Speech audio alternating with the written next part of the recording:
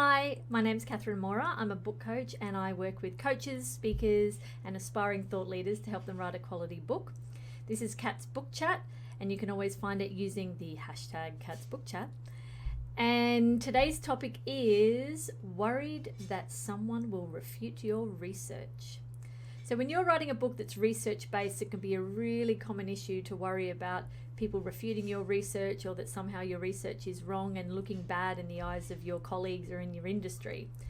It's very understandable to worry about that. However, there's a few things that you can do to avoid this at least as much as you can. There are some things that'll be beyond your control and you know what it's like. Not everybody's going to love you, not everyone's going to agree with you.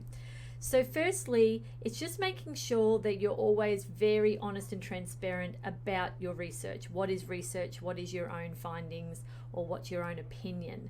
And obviously there are a lot of books out there which are really just the author's opinion.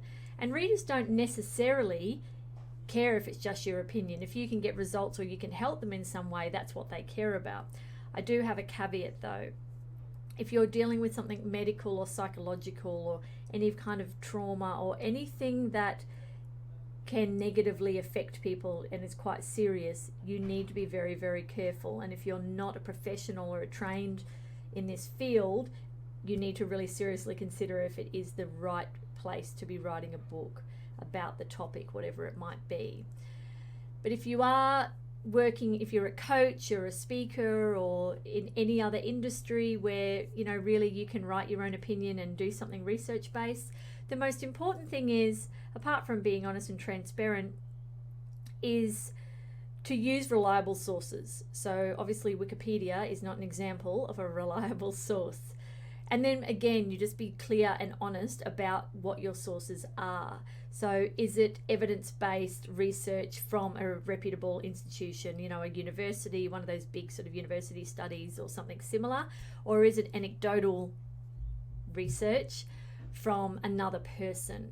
If you're clear on that, then really there can be no comeback, because again, your interpretation of the research and how you use it in the book to talk further about your own work and what you're doing based on that research, again, that's still your opinion, your findings, your work and your perspective. Not everybody is going to love that, but if you base it upon research which is well documented and you're very clear on what that is, then really anyone who has a problem with it just isn't your person. And as long as it's not medically or psychologically dangerous or dangerous in some other way that I haven't mentioned, that I haven't thought about, then you should be fine.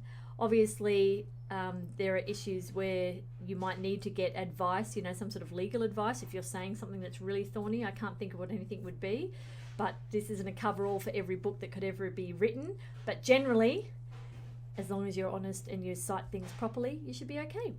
So if you are thinking of writing a book, I'm going to put a link below on how you can access my 45-step book writing and publishing checklist.